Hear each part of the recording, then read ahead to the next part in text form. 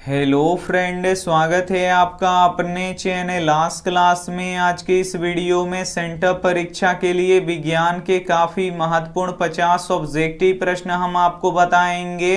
ये जो 50 ऑब्जेक्टिव प्रश्न है ये आपके सेंटर परीक्षा के लिए काफ़ी महत्वपूर्ण हैं और इस 50 ऑब्जेक्टिव प्रश्न में से बहुत सारे प्रश्न आपके सेंटर परीक्षा में रहेगा, ये हमारा गारंटी है।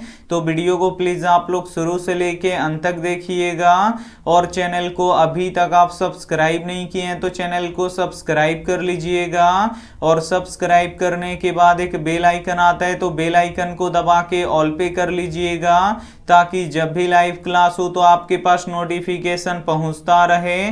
तो आइए शुरू करते हैं पहले नंबर प्रश्न से।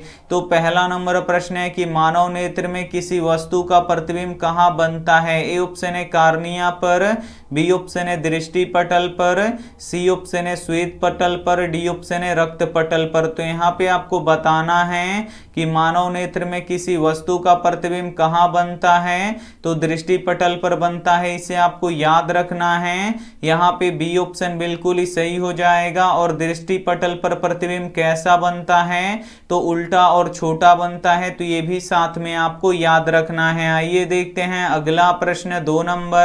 दो नंबर प्रश्न है कि जाइलम पादप में उत्तरदायी होता है। ए ऑप्शन है जल का परिवहन के लिए, बी ऑप्शन है भोजन का परिवहन के लिए, सी ऑप्शन है अमीनो अम्ल के परिवहन के लिए, डी ऑप्शन है ऑक्सीजन के परिवहन के लिए। तो यहाँ पे आपको बताना है कि जाइलम पादप में उत्तरदायी होता है तो जल का परिवहन के लिए उत्तरदायी होता है, इसे आपको याद रखना है। यहाँ पे ए ऑप्शन बिल्कुल ही सही हो जाएगा। और जो फ्लोएम होता है ये भोजन का परिवहन के लिए उत्तरदायी होता है, तो ये भी साथ में आपको याद रखना है। आइए देखते हैं अगला प्रश्न। 3 नंबर प्रश्न है कि आकाश का रंग नीला होने का क्या कारण है। ए ऑप्शन है प्रकाश का परावर्तन, बी ऑप्शन है प्रकाश का अपवर्तन, सी ऑप्शन है प्रकाश का प्रकीर्णन, डी ऑप्शन है प्रकाश का वर्णविक्षेपण। तो यहाँ पे आपको बताना है कि आकाश का रंग नीला होने का क्या कारण है। तो प्रकाश का प्रकीर्णन है, इसे आपको याद रखना है। यहाँ पे सी ऑप्शन बिल्कुल ही सही हो जाएगा। और प्रकाश के परावर्तन के कितने नियम होते हैं तो 2 नियम होते हैं, इसे आपको याद रखना है। और प्रकाश के अपवर्तन के कितने नियम होते हैं तो 2 ही नियम होते हैं, तो इसे भी साथ में आपको याद रखना है। आइए देखते हैं अगला प्रश्न। 4 नंबर प्रश्न है कि कार्बन क्या है। ए ऑप्शन है धातु, बी ऑप्शन है अधातु, सी ऑप्शन है उपधातु, डी ऑप्शन है इनमें से कोई नहीं। तो यहाँ पे आपको बताना है कि कार्बन क्या है। तो कार्बन अधातु है, इसे आपको याद रखना है। यहाँ पे बी ऑप्शन बिल्कुल ही सही हो जाएगा। और कार्बन के अपरूप हीरा और ग्रेफाइट होते हैं, तो ये भी साथ में आपको याद रखना है। आइए देखते हैं अगला प्रश्न। 5 नंबर प्रश्न है कि मछलियां किससे श्वसन करती हैं। ए ऑप्शन है फेफड़ों से, बी ऑप्शन है ट्रैकिया से, सी ऑप्शन है कोशिका झिल्ली से, डी ऑप्शन है गिल्स से। तो यहाँ पे आपको बताना है कि मछलियां किससे श्वसन करती हैं। तो मछलियां गिल्स से श्वसन करती हैं, इसे आपको याद रखना है। यहाँ पे डी ऑप्शन बिल्कुल ही सही हो जाएगा। काफी महत्वपूर्ण 50 ऑब्जेक्टिव प्रश्न हम आपको बताएंगे और ये जो 50 ऑब्जेक्टिव प्रश्न है ये आपके सेंटर परीक्षा के लिए काफी महत्वपूर्ण है। तो एक भी प्रश्न आप लोग स्किप मत कीजिएगा, वीडियो को प्लीज आप लोग शुरू से लेके अंत तक देखिएगा। और वीडियो को अभी तक आप लाइक नहीं किए हैं तो प्लीज आप लोग वीडियो को लाइक भी कर दीजिएगा। आइए देखते हैं अगला प्रश्न। 6 नंबर प्रश्न है कि बायोगैस का मुख्य घटक है। ए ऑप्शन है मीथेन गैस, बी ऑप्शन है एथेन गैस, सी ऑप्शन है ब्यूटेन गैस, डी ऑप्शन है हाइड्रोजन गैस। तो यहाँ पे आपको बताना है कि बायोगैस का मुख्य घटक है। तो बायोगैस का मुख्य घटक मीथेन गैस है, इसे आपको याद रखना है। यहाँ पे ए ऑप्शन बिल्कुल ही सही हो जाएगा। और एलपीजी का मुख्य घटक ब्यूटेन गैस होता है, तो ये भी साथ में आपको याद रखना है। आइए देखते हैं अगला प्रश्न। 7 नंबर प्रश्न है कि क्लोरोफिल वर्णक का रंग होता है। ए ऑप्शन है हरा, बी ऑप्शन है लाल, सी ऑप्शन है नीला, डी ऑप्शन है काला। तो यहाँ पे आपको बताना है कि क्लोरोफिल वर्णक का रंग होता है,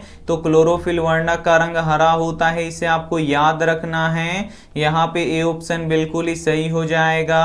और क्लोरोफिल के कारण ही जो पेड़ पौधों की पत्तियां होती हैं वो हरी दिखाई देती हैं, और क्लोरोफिल में मैग्नीशियम नामक तत्व पाया जाता है, तो ये भी साथ में आपको याद रखना है। आइए देखते हैं अगला प्रश्न 8 नंबर प्रश्न है कि भारत में घरेलू प्रत्यावर्ती धारा की आवृत्ति है। ए ऑप्शन है 10 HZ, बी ऑप्शन है 50 HZ, सी ऑप्शन है 60 HZ, डी ऑप्शन है 100 HZ। तो यहाँ पे आपको बताना है कि भारत में घरेलू प्रत्यावर्ती धारा की आवृत्ति है तो 50 HZ है, इसे आपको याद रखना है। यहाँ पे बी ऑप्शन बिल्कुल ही सही हो जाएगा। और आवृत्ति का SI मात्रक क्या होता है, तो हर्ट्ज होता है, तो ये भी साथ में आपको याद रखना है। आइए देखते हैं अगला प्रश्न 9 नंबर प्रश्न है कि प्रकाश का वेग सर्वाधिक होता है। ए ऑप्शन है कांच में, बी ऑप्शन है पानी में, सी ऑप्शन है हवा में, डी ऑप्शन है निर्वात में। तो यहाँ पे आपको बताना है कि प्रकाश का वेग सर्वाधिक होता है, तो प्रकाश का वेग निर्वात में सर्वाधिक होता है, इसे आपको याद रखना है। यहाँ पे डी ऑप्शन बिल्कुल ही सही हो जाएगा। और निर्वात में प्रकाश का चाल कितना होता है, तो 3 लाख किलोमीटर पर सेकेंड होता है, तो ये भी साथ में आपको याद रखना है। आइए देखते हैं अगला प्रश्न 10 नंबर प्रश्न है कि सर्वाधिक आघातवर्धक धातु है। ए ऑप्शन है चांदी, बी ऑप्शन है सोना, सी ऑप्शन है टीन, डी ऑप्शन है पित्तल।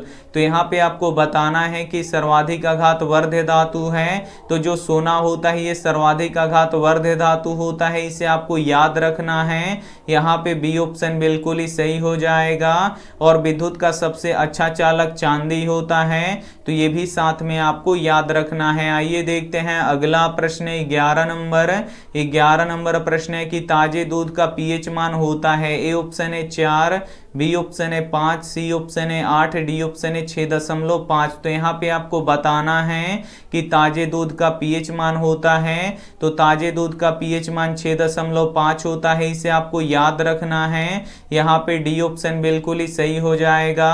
और रक्त का पीएच मान 7.4 होता है, इसे आपको याद रखना है। और शुद्ध जल का पीएच मान 7 होता है, तो इसे भी साथ में आपको याद रखना है। आइए देखते हैं अगला प्रश्न 12 नंबर प्रश्न है कि लेंस की क्षमता निकालने का सूत्र है। इसमें से आपको बताना है कि कौन लेंस की क्षमता निकालने का सूत्र है, तो P बराबर 1/f होता है, इसे आपको याद रखना है। यहाँ पे बी ऑप्शन बिल्कुल ही सही हो जाएगा। और लेंस की क्षमता का SI मात्रक क्या होता है, डायोप्टर होता है, और डायोप्टर को D से सूचित किया जाता है, तो ये भी साथ में आपको याद रखना है। आइए देखते हैं अगला प्रश्न 13 नंबर प्रश्न है कि आनुवंशिकता के पिता किसे कहते हैं। ए ऑप्शन है रॉबर्ट डार्विन को, बी ऑप्शन है यूरे को, सी ऑप्शन है ग्रेगर जॉन मेंडल को, डी ऑप्शन है न्यूटन को। तो यहाँ पे आपको बताना है कि आनुवंशिकता के पिता किसे कहते हैं, तो ग्रेगर जॉन मेंडल को कहते हैं, इसे आपको याद रखना है। यहाँ पे सी ऑप्शन बिल्कुल ही सही हो जाएगा। और मेंडल ने अपने प्रयोगों के लिए किस पौधे को चुना था, तो मटर के पौधे को चुना था, तो ये भी साथ में आपको याद रखना है। आइए देखते हैं अगला प्रश्न 14 नंबर प्रश्न है कि वास्तविक प्रतिबिंब हमेशा कैसा बनता है। ए ऑप्शन है सीधा, बी ऑप्शन है उल्टा, सी ऑप्शन है तिरछा, डी ऑप्शन है उपयुक्त सभी तरह के। तो यहाँ पे आपको बताना है कि वास्तविक प्रतिबिंब हमेशा कैसा बनता है, तो जो वास्तविक प्रतिबिंब होता है ये हमेशा उल्टा बनता है, इसे आपको याद रखना है। यहाँ पे बी ऑप्शन बिल्कुल ही सही हो जाएगा। और जो काल्पनिक या आभासी प्रतिबिंब होता है वो हमेशा सीधा बनता है, तो ये भी साथ में आपको याद रखना है। इस वीडियो में सेंटअप परीक्षा के लिए विज्ञान के काफी महत्वपूर्ण 50 ऑब्जेक्टिव प्रश्न हम आपको बताएंगे, और बिल्कुल ऐसे ही ऐसे प्रश्न आपके सेंटअप परीक्षा में रहेगा, ये हमारा गारंटी है। तो वीडियो को प्लीज आप लोग शुरू से लेके अंत तक देखिएगा। और वीडियो को अभी तक आप लाइक नहीं किए तो प्लीज आप लोग वीडियो को लाइक भी कर दीजिएगा। आइए देखते हैं अगला प्रश्न 15 नंबर प्रश्न है कि आवर्त सारणी में कितने वर्ग हैं। ए ऑप्शन है 5, बी ऑप्शन है 7, सी ऑप्शन है 16, डी ऑप्शन है 18। तो यहाँ पे आपको बताना है कि आवर्त सारणी में कितने वर्ग हैं। तो आवर्त सारणी में 18 वर्ग हैं, इसे आपको याद रखना है। यहाँ पे डी ऑप्शन बिल्कुल ही सही हो जाएगा। और आवर्तों की संख्या 7 है, तो इसे भी साथ में आपको याद रखना है। आइए देखते हैं अगला प्रश्न 16 नंबर प्रश्न है कि मनुष्यों में कितने जोड़े गुणसूत्र होता है। ए ऑप्शन है 46 जोड़े, बी ऑप्शन है 23 जोड़े, सी ऑप्शन है 20 जोड़े, डी ऑप्शन है 21 जोड़े। तो यहाँ पे आपको बताना है कि मनुष्यों में कितने जोड़े गुणसूत्र होता है। तो 23 जोड़े गुणसूत्र होता है, इसे आपको याद रखना है। यहाँ पे बी ऑप्शन बिल्कुल ही सही हो जाएगा। आइए देखते हैं अगला प्रश्न 17 नंबर प्रश्न है कि अष्टक नियम के प्रतिपादक कौन थे। ए ऑप्शन है डाल्टन, बी ऑप्शन है डोबराइनर, सी ऑप्शन है मेंडल, डी ऑप्शन है न्यूलैंड्स। तो यहाँ पे आपको बताना है कि अष्टक नियम के प्रतिपादक कौन थे। तो न्यूलैंड्स थे, इसे आपको याद रखना है। यहाँ पे डी ऑप्शन बिल्कुल ही सही हो जाएगा। और आधुनिक आवर्त सारणी किसने बनाया था। तो मोसले ने बनाया था, तो ये भी साथ में आपको याद रखना है। आइए देखते हैं अगला प्रश्न 18 नंबर प्रश्न है कि रुधिर का कौन सा अवयव रक्तस्राव को रोकता है। ए ऑप्शन है लसिका, बी ऑप्शन है प्लाज्मा, सी ऑप्शन है प्लेटलेट्स, डी ऑप्शन है हीमोग्लोबिन। तो यहाँ पे आपको बताना है कि रुधिर का कौन सा अवयव रक्तस्राव को रोकता है। तो प्लेटलेट्स रोकता है, इसे आपको याद रखना है। यहाँ पे सी ऑप्शन बिल्कुल ही सही हो जाएगा। और रक्त का पीएच मान कितना होता है, 7.4 होता है। और रक्त किसके कारण से लाल दिखाई देता है। तो रक्त हीमोग्लोबिन के कारण से लाल दिखाई देता है। तो इसे भी साथ में आपको याद रखना है। आइए देखते हैं अगला प्रश्न 19 नंबर प्रश्न है कि लोहा को जिंक से लेपित करने की क्रिया को कहते हैं। ए ऑप्शन है संक्षारण, बी ऑप्शन है गैल्वेनीकरण, सी ऑप्शन है पानी चढ़ाना, डी ऑप्शन है विद्युत अपघटन। तो यहाँ पे आपको बताना है कि लोहे को जिंक से लेपित करने की प्रक्रिया को कहते हैं। तो गैल्वेनीकरण कहते हैं, इसे आपको याद रखना है। यहाँ पे बी ऑप्शन बिल्कुल ही सही हो जाएगा। आइए देखते हैं अगला प्रश्न 20 नंबर प्रश्न है कि ओजोन परत किस हानिकारक विकिरण से हमें रक्षा प्रदान करता है। ए ऑप्शन है औरक्त विकिरण से, बी ऑप्शन है तापीय विकिरण से, सी ऑप्शन है परावैंगनी विकिरण से, डी ऑप्शन है इनमें से सभी से। तो यहाँ पे आपको बताना है कि ओजोन परत किस हानिकारक विकिरण से हमें रक्षा प्रदान करता है। तो परावैंगनी विकिरण से हमें रक्षा प्रदान करता है, इसे आपको याद रखना है। यहाँ पे सी ऑप्शन बिल्कुल ही सही हो जाएगा। और ओजोन परत को कौन नष्ट कर रहा है। तो CFC गैस नष्ट कर रहा है। तो ये भी साथ में आपको याद रखना है। आइए देखते हैं अगला प्रश्न 21 नंबर प्रश्न है कि विद्युत आवेश का एसआई मात्रक होता है। ए ऑप्शन है किलोवाट घंटा, बी ऑप्शन है कूलाम्ब, सी ऑप्शन है ओम मीटर, डी ऑप्शन है वोल्ट। तो यहाँ पे आपको बताना है कि विद्युत आवेश का एसआई मात्रक होता है। तो विद्युत आवेश का एसआई मात्रक कूलाम्ब होता है, इसे आपको याद रखना है। यहाँ पे बी ऑप्शन बिल्कुल ही सही हो जाएगा।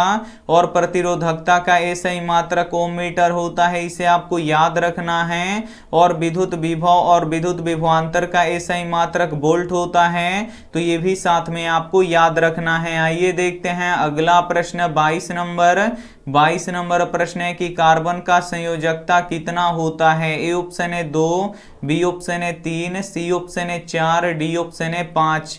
तो यहाँ पे आपको बताना है कि कार्बन का संयोजकता कितना होता है। तो कार्बन का संयोजकता 4 होता है, इसे आपको याद रखना है। यहाँ पे सी ऑप्शन बिल्कुल ही सही हो जाएगा। आइए देखते हैं अगला प्रश्न 23 नंबर प्रश्न है कि स्वपोषी पोषण के लिए आवश्यक है। ए ऑप्शन है पर्णहरित, बी ऑप्शन है सूर्य का प्रकाश, सी ऑप्शन है CO2, डी ऑप्शन है ये सभी। तो यहाँ पे आपको बताना है कि स्वपोषी पोषण के लिए आवश्यक है। तो पर्णहरित भी आवश्यक है, सूर्य का प्रकाश भी आवश्यक है, और कार्बन डाइऑक्साइड भी आवश्यक है, यानी सभी आवश्यक है। तो यहाँ पे डी वाला ऑप्शन बिल्कुल ही सही हो जाएगा। आइए देखते हैं अगला प्रश्न 24 24 नंबर प्रश्न है कि जब प्रकाश प्रिज्म से होकर गुजरता है तब किस रंग का विचलन अधिक होता है। ए ऑप्शन है पीले रंग का, बी ऑप्शन है लाल रंग का, सी ऑप्शन है बैंगनी रंग का, डी ऑप्शन है नारंगी रंग का। तो यहाँ पे आपको बताना है कि जब प्रकाश प्रिज्म से होकर गुजरता है तब किस रंग का विचलन अधिक होता है। तो बैंगनी रंग का विचलन अधिक होता है, इसे आपको याद रखना है। यहाँ पे सी ऑप्शन बिल्कुल ही सही हो जाएगा। और लाल रंग का विचलन सबसे कम होता है, तो इसे भी साथ में आपको याद रखना है। आइए देखते हैं अगला प्रश्न 25 नंबर। 25 नंबर प्रश्न है कि सर्च लाइट का परावर्तक सतह किस दर्पण का होता है। ए ऑप्शन है उत्तल दर्पण का, बी ऑप्शन है अवतल दर्पण का, सी ऑप्शन है समतल दर्पण का, डी ऑप्शन है उत्तल और अवतल दोनों का। तो यहाँ पे आपको बताना है कि सर्च लाइट का परावर्तक सतह किस दर्पण का होता है। तो अवतल दर्पण का होता है, इसे आपको याद रखना है। यहाँ पे बी ऑप्शन बिल्कुल ही सही हो जाएगा। और मोटर गाड़ी के साइड मिरर में किस दर्पण का प्रयोग होता है। तो उत्तल दर्पण का प्रयोग होता है, तो ये भी साथ में आपको याद रखना है। आइए देखते हैं अगला प्रश्न 26 नंबर। 26 नंबर प्रश्न है कि निम्न में से किसका उपयोग खाना बनाने वाले ईंधन में नहीं होता है। ए ऑप्शन है सीएनजी का, बी ऑप्शन है एलपीजी का, सी ऑप्शन है बायोगैस का, डी ऑप्शन है कोयला का। तो यहाँ पे आपको बताना है कि निम्न में से किसका उपयोग खाना बनाने वाले ईंधन में नहीं होता है। तो सीएनजी का नहीं होता है, इसे आपको याद रखना है। यहाँ पे ए ऑप्शन बिल्कुल ही सही हो जाएगा। और सीएनजी का मुख्य अवयव कौन सा गैस होता है। तो मीथेन गैस होता है, इसे आपको याद रखना है। और एलपीजी का मुख्य अवयव कौन सा गैस होता है। तो ब्यूटेन गैस होता है, तो ये भी साथ में आपको याद रखना है। आइए देखते हैं अगला प्रश्न 27 नंबर। 27 नंबर प्रश्न है कि आंख का व्यवहार होता है। ए ऑप्शन है अवतल दर्पण की तरह, बी ऑप्शन है उत्तल लेंस की तरह, सी ऑप्शन है समतल लेंस की तरह, डी ऑप्शन है अवतल लेंस की तरह। तो यहाँ पे आपको बताना है कि आंख का व्यवहार होता है। तो आंख का व्यवहार उत्तल लेंस की तरह होता है, क्योंकि आंख में उत्तल लेंस पाया जाता है। यहाँ पे बी ऑप्शन बिल्कुल ही सही हो जाएगा। आइए देखते हैं अगला प्रश्न 28 नंबर। 28 नंबर प्रश्न है कि किसी भी अम्लीय विलयन का पीएच मान कितना होता है। ए ऑप्शन है 7 के बराबर, बी ऑप्शन है 7 से अधिक, सी ऑप्शन है 7 से कम, डी ऑप्शन है कोई नहीं। तो यहाँ पे आपको बताना है कि किसी भी अम्लीय विलयन का पीएच मान होता है तो 7 से कम होता है, इसे आपको याद रखना है। यहाँ पे सी ऑप्शन बिल्कुल ही सही हो जाएगा। और किसी भी क्षारीय विलयन का पीएच मान 7 से अधिक होता है, इसे आपको याद रखना है। और उदासीन विलयन का पीएच मान 7 होता है, तो ये भी साथ में आपको याद रखना है। आइए देखते हैं अगला प्रश्न 29 नंबर। 29 नंबर प्रश्न है कि अपवर्तन के कितने नियम हैं। ए ऑप्शन है 2, बी ऑप्शन है 3, सी ऑप्शन है 5, डी ऑप्शन है 4। तो यहाँ पे आपको बताना है कि अपवर्तन के कितने नियम हैं। तो अपवर्तन के 2 नियम होते हैं, इसे आपको याद रखना है। यहाँ पे ए ऑप्शन बिल्कुल ही सही हो जाएगा। और परावर्तन के 2 ही नियम होते हैं, तो ये भी साथ में आपको याद रखना है। आइए देखते हैं अगला प्रश्न 30 नंबर। 30 नंबर प्रश्न है कि अधातु के ऑक्साइड कैसे होते हैं। ए ऑप्शन है क्षारीय, बी ऑप्शन है अम्लीय, सी ऑप्शन है दोनों, डी ऑप्शन है इनमें से कोई नहीं। तो यहाँ पे आपको बताना है कि अधातु के ऑक्साइड कैसे होते हैं। तो अधातु के ऑक्साइड अम्लीय होते हैं, इसे आपको याद रखना है। यहाँ पे बी ऑप्शन बिल्कुल ही सही हो जाएगा। और धातु के ऑक्साइड क्षारीय होते हैं, तो इसे भी साथ में आपको याद रखना है। आइए देखते हैं अगला प्रश्न 31 नंबर। 31 नंबर प्रश्न है कि रक्त का पीएच मान कितना होता है। ए ऑप्शन है 5, बी ऑप्शन है 3, सी ऑप्शन है 7.4, डी ऑप्शन है 6। तो यहाँ पे आपको बताना है कि रक्त का पीएच मान कितना होता है। तो रक्त का पीएच मान 7.4 होता है, इसे आपको याद रखना है। यहाँ पे सी ऑप्शन बिल्कुल ही सही हो जाएगा। और मिल्क ऑफ मैग्नीशिया का पीएच मान कितना होता है। तो 10.5 होता है, तो इसे भी साथ में आपको याद रखना है। आइए देखते हैं अगला प्रश्न 32 नंबर। 32 नंबर प्रश्न है कि मनुष्य में चीनी का पाचन कौन सा हार्मोन करता है। ए ऑप्शन है इंसुलिन, बी ऑप्शन है आयोडीन, सी ऑप्शन है जिब्रेलिन्स, डी ऑप्शन है इनमें से कोई नहीं। तो यहाँ पे आपको बताना है कि मनुष्य में चीनी का पाचन कौन सा हार्मोन करता है, तो इंसुलिन करता है, इसे आपको याद रखना है। यहाँ पे ए ऑप्शन बिल्कुल ही सही हो जाएगा। और शरीर में इंसुलिन नामक हार्मोन की कमी के कारण से मधुमेह रोग होता है, तो इसे भी साथ में आपको याद रखना है। आइए देखते हैं अगला प्रश्न 33 नंबर। 33 नंबर प्रश्न है कि किस लेंस को अभिसारी लेंस कहते हैं। ए ऑप्शन है अवतल लेंस को, बी ऑप्शन है उत्तल लेंस को, सी ऑप्शन है समतल लेंस को, डी ऑप्शन है उत्तल दर्पण को। तो यहाँ पे आपको बताना है कि किस लेंस को अभिसारी लेंस कहते हैं, तो उत्तल लेंस को अभिसारी लेंस कहते हैं, इसे आपको याद रखना है। यहाँ पे बी ऑप्शन बिल्कुल ही सही हो जाएगा। और अवतल लेंस को अपसारी लेंस कहते हैं, तो ये भी साथ में आपको याद रखना है। आइए देखते हैं अगला प्रश्न 34 नंबर। 34 नंबर प्रश्न है कि डॉक्टरी क्षेत्रों में कौन सा दर्पण का प्रयोग किया जाता है। ए ऑप्शन है उत्तल लेंस का, बी ऑप्शन है अवतल दर्पण का, सी ऑप्शन है उत्तल दर्पण का, डी ऑप्शन है समतल दर्पण का। तो यहाँ पे आपको बताना है कि डॉक्टरी क्षेत्रों में कौन सा दर्पण का प्रयोग किया जाता है, तो अवतल दर्पण का उपयोग किया जाता है, इसे आपको याद रखना है। यहाँ पे बी ऑप्शन बिल्कुल ही सही हो जाएगा। आइए देखते हैं अगला प्रश्न 35 नंबर। 35 नंबर प्रश्न है कि उत्तल दर्पण द्वारा कैसा प्रतिबिंब बनता है। ए ऑप्शन है बड़ा और सीधा, बी ऑप्शन है छोटा और उल्टा, सी ऑप्शन है छोटा और सीधा, डी ऑप्शन है बड़ा और उल्टा। तो यहाँ पे आपको बताना है कि उत्तल दर्पण द्वारा कैसा प्रतिबिंब बनता है, तो छोटा और सीधा बनता है, इसे आपको याद रखना है। यहाँ पे सी ऑप्शन बिल्कुल ही सही हो जाएगा। आइए देखते हैं अगला प्रश्न 36 नंबर। 36 नंबर प्रश्न है कि किसकी सहायता से हम किसी वस्तु को देखते हैं। ए ऑप्शन है हवा, बी ऑप्शन है जल, सी ऑप्शन है पानी, डी ऑप्शन है प्रकाश। तो यहाँ पे आपको बताना है कि किसकी सहायता से हम किसी वस्तु को देखते हैं, तो प्रकाश की सहायता से हम किसी वस्तु को देखते हैं। यहाँ पे डी ऑप्शन बिल्कुल ही सही हो जाएगा। आइए देखते हैं अगला प्रश्न 37 नंबर। 37 नंबर प्रश्न है कि रॉकेट में ईंधन के रूप में किसका प्रयोग किया जाता है। ए ऑप्शन है हाइड्रोजन का, बी ऑप्शन है पेट्रोल का, सी ऑप्शन है मीथेन का, डी ऑप्शन है डीजल का। तो यहाँ पे आपको बताना है कि रॉकेट में ईंधन के रूप में किसका प्रयोग किया जाता है, तो हाइड्रोजन गैस का प्रयोग किया जाता है, इसे आपको याद रखना है। यहाँ पे ए ऑप्शन बिल्कुल ही सही हो जाएगा। आइए देखते हैं अगला प्रश्न 38 नंबर। 38 नंबर प्रश्न है कि धारा किस यंत्र के द्वारा मापा जाता है। ए ऑप्शन है वोल्ट मीटर के द्वारा, बी ऑप्शन है आमीटर के द्वारा, सी ऑप्शन है दोनों के द्वारा, डी ऑप्शन है इनमें से कोई नहीं।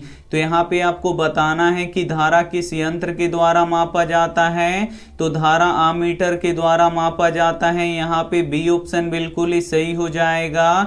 और विभवांतर वोल्ट मीटर के द्वारा मापा जाता है, तो इसे भी साथ में आपको याद रखना है। आइए देखते हैं अगला प्रश्न 39 नंबर। 39 नंबर प्रश्न है कि विद्युत हीटर में किस तार का प्रयोग किया जाता है। ए ऑप्शन है टंगस्टन का, बी ऑप्शन है नाइक्रोम का, सी ऑप्शन है चांदी का, डी ऑप्शन है तांबा का। तो यहाँ पे आपको बताना है कि विद्युत हीटर में किस तार का प्रयोग किया जाता है, तो नाइक्रोम के तार का प्रयोग किया जाता है, इसे आपको याद रखना है। यहाँ पे बी ऑप्शन बिल्कुल ही सही हो जाएगा। और विद्युत बल्ब का फिलामेंट किसका बना होता है, तो ये टंगस्टन का बना होता है, तो इसे भी साथ में आपको याद रखना है। आइए देखते हैं अगला प्रश्न 40 नंबर। 40 नंबर प्रश्न है कि वो कौन सा अधातु होते हुए भी विद्युत का चालक होता है। ए ऑप्शन है कोयला, बी ऑप्शन है लोहा, सी ऑप्शन है सोना, डी ऑप्शन है ग्रेफाइट। तो यहाँ पे आपको बताना है कि वो कौन सा अधातु है जो अधातु होते हुए भी विद्युत का चालक होता है, तो ग्रेफाइट है, इसे आपको याद रखना है। यहाँ पे डी ऑप्शन बिल्कुल ही सही हो जाएगा। आइए देखते हैं अगला प्रश्न 41 नंबर। 41 नंबर प्रश्न है कि कौन सा धातु स्वतंत्र अवस्था में पाया जाता है। ए ऑप्शन है चांदी, बी ऑप्शन है लोहा, सी ऑप्शन है सोना, डी ऑप्शन है तांबा। तो यहाँ पे आपको बताना है कि कौन सा धातु स्वतंत्र अवस्था में पाया जाता है, तो सोना स्वतंत्र अवस्था में पाया जाता है, इसे आपको याद रखना है। यहाँ पे सी ऑप्शन बिल्कुल ही सही हो जाएगा। और सोना का परमाणु संख्या 79 होता है, तो ये भी साथ में आपको याद रखना है। आइए देखते हैं अगला प्रश्न 42 नंबर। 42 नंबर प्रश्न है कि सोडियम का परमाणु संख्या कितना होता है। ए ऑप्शन है 12, बी ऑप्शन है 26, सी ऑप्शन है 11, डी ऑप्शन है 10। तो यहाँ पे आपको बताना है कि सोडियम का परमाणु संख्या कितना होता है। तो सोडियम का परमाणु संख्या 11 होता है, इसे आपको याद रखना है। यहाँ पे सी ऑप्शन बिल्कुल ही सही हो जाएगा और सोडियम को हम चाकू से काट सकते हैं, तो ये भी साथ में आपको याद रखना है। आइए देखते हैं अगला प्रश्न 43 नंबर। 43 नंबर प्रश्न है कि शरीर का कौन सा उत्सर्जी अंग होता है। ए ऑप्शन है फेफड़ा, बी ऑप्शन है हृदय, सी ऑप्शन है किडनी, डी ऑप्शन है दिमाग। तो यहाँ पे आपको बताना है कि शरीर का कौन उत्सर्जी अंग होता है। तो किडनी होता है, इसे आपको याद रखना है। यहाँ पे सी ऑप्शन बिल्कुल ही सही हो जाएगा और किडनी को ही ब्रिक बोला जाता है, तो ये भी साथ में आपको याद रखना है। आइए देखते हैं अगला प्रश्न 44 नंबर। 44 नंबर प्रश्न है कि मनुष्य के हृदय में कितने कोष्ठ होते हैं। ए ऑप्शन है 4, बी ऑप्शन है 5, सी ऑप्शन है 8, डी ऑप्शन है 3। तो यहाँ पे बताना है आपको कि मनुष्य के हृदय में कितने कोष्ठ होते हैं। तो मनुष्य के हृदय में 4 कोष्ठ होते हैं, इसे आपको याद रखना है। यहाँ पे ए ऑप्शन बिल्कुल ही सही हो जाएगा और मछली के हृदय में 2 कोष्ठ होते हैं, तो ये भी साथ में आपको याद रखना है। आइए देखते हैं अगला प्रश्न 45 नंबर। 45 नंबर प्रश्न है कि सूक्ष्मदर्शी में किस लेंस का प्रयोग किया जाता है। ए ऑप्शन है अवतल लेंस का, बी ऑप्शन है उत्तल लेंस का, सी ऑप्शन है समतल लेंस का, डी ऑप्शन है उत्तल दर्पण का। तो यहाँ पे आपको बताना है कि सूक्ष्मदर्शी में किस लेंस का प्रयोग किया जाता है। तो सूक्ष्मदर्शी में उत्तल लेंस का उपयोग किया जाता है। यहाँ पे बी ऑप्शन बिल्कुल ही सही हो जाएगा। आइए देखते हैं अगला प्रश्न 46 नंबर। 46 नंबर प्रश्न है कि चंद्रमा पर खड़े अंतरिक्ष यात्री को आकाश कैसा दिखाई देता है। ए ऑप्शन है नीला, बी ऑप्शन है उजला, सी ऑप्शन है लाल, डी ऑप्शन है काला। तो यहाँ पे आपको बताना है कि चंद्रमा पर खड़े अंतरिक्ष यात्री को आकाश कैसा दिखाई देता है। तो काला दिखाई देता है, इसे आपको याद रखना है। यहाँ पे डी ऑप्शन बिल्कुल ही सही हो जाएगा। आइए देखते हैं अगला प्रश्न 47 नंबर। 47 नंबर प्रश्न है कि एमीटर को विद्युत परिपथ में किस क्रम में जोड़ा जाता है। ए ऑप्शन है समानांतर क्रम में, बी ऑप्शन है श्रेणी क्रम में, सी ऑप्शन है दोनों क्रम में, डी ऑप्शन है ऊपर में। तो यहाँ पे आपको बताना है कि एमीटर को विद्युत परिपथ में किस क्रम में जोड़ा जाता है। तो श्रेणी क्रम में जोड़ा जाता है, इसे आपको याद रखना है। यहाँ पे बी ऑप्शन बिल्कुल ही सही हो जाएगा और वोल्ट मीटर को समानांतर क्रम में जोड़ा जाता है, तो इसे भी साथ में आपको याद रखना है। आइए देखते हैं अगला प्रश्न 48 नंबर। 48 नंबर प्रश्न है कि कौन सा अधातु कमरे के ताप पर द्रव होता है। ए ऑप्शन है ब्रोमीन, बी ऑप्शन है पारा, सी ऑप्शन है तांबा, डी ऑप्शन है एल्यूमिनियम। तो यहाँ पे आपको बताना है कि कौन सा अधातु कमरे के ताप पर द्रव होता है। तो जो ब्रोमीन अधातु होता है ये कमरे के ताप पर द्रव होता है, यहाँ पे ए ऑप्शन बिल्कुल ही सही हो जाएगा। और पारा एक ऐसा धातु है जो कमरे के ताप पर द्रव होता है, तो ये भी साथ में आपको याद रखना है। आइए देखते हैं अगला प्रश्न 49 नंबर। 49 नंबर प्रश्न है कि प्राकृतिक संसाधन निम्न में से कौन है। ए ऑप्शन है वन, बी ऑप्शन है जल, सी ऑप्शन है कोयला, डी ऑप्शन है सभी। तो यहाँ पे आपको बताना है कि प्राकृतिक संसाधन निम्न में से कौन है। तो वन है, जल है, कोयला है, ये तीनों प्राकृतिक संसाधन हैं, यानी सभी प्राकृतिक संसाधन हैं। यहाँ पे डी वाला ऑप्शन बिल्कुल ही सही हो जाएगा। आइए देखते हैं अंतिम प्रश्न 50 नंबर। 50 नंबर प्रश्न है कि ओजोन के एक अणु में ऑक्सीजन के कितने परमाणु होते हैं। ए ऑप्शन है 2, बी ऑप्शन है 5, सी ऑप्शन है 3, डी ऑप्शन है 4। तो यहाँ पे आपको बताना है कि ओजोन के एक अणु में ऑक्सीजन के कितने परमाणु होते हैं। तो ऑक्सीजन के 3 परमाणु होते हैं, इसे आपको याद रखना है। यहाँ पे सी ऑप्शन बिल्कुल ही सही हो जाएगा। सेंटअप परीक्षा के लिए विज्ञान के काफी महत्वपूर्ण 50 ऑब्जेक्टिव प्रश्न बता चुके हैं, और इस 50 ऑब्जेक्टिव प्रश्न में से जो भी प्रश्न आपको याद ना हो तो प्लीज आप लोग उसे नोटबुक पे लिख के जरूर याद कर लीजिएगा। और बिल्कुल ऐसे ही ऐसे प्रश्न आपके फाइनल बोर्ड परीक्षा में रहेंगे, ये हमारा गारंटी है। आइए देखते हैं यहाँ पे होमवर्क प्रश्न। इस होमवर्क प्रश्न का जवाब आपको कमेंट बॉक्स में देना है कि डेंगू का मच्छर किस पानी में पनपते हैं। ए ऑप्शन है मीठा पानी में, बी ऑप्शन है गंदा पानी में, सी ऑप्शन है साफ पानी में, डी ऑप्शन है इनमें से सभी में। तो जो भी ऑप्शन आपको सही लगे वो आप हमें कमेंट करके जरूर बताइएगा। और वीडियो को अभी तक आप लाइक नहीं किए तो प्लीज आप लोग वीडियो को लाइक कीजिएगा, अपने दोस्तों के पास इस वीडियो को जरूर शेयर कीजिएगा। और चैनल को अभी तक आप सब्सक्राइब नहीं किए तो चैनल को सब्सक्राइब करके साथ में बेल आइकन को ऑल पे दबा लीजिएगा, ताकि जब भी लाइव क्लास हो तो आपके पास नोटिफिकेशन पहुंचता रहे। Thank you for watching. मिलते हैं अगले वीडियो में, तब तक अपना ध्यान रखिए, मन लगा के पढ़ाई कीजिए। Take care and bye.